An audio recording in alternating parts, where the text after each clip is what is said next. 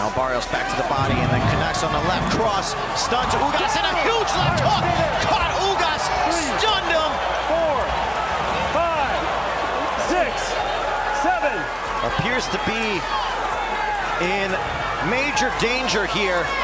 Barrios looking to finish it off. What a victory that would be, and the mouthpiece is out. And now Barrios going.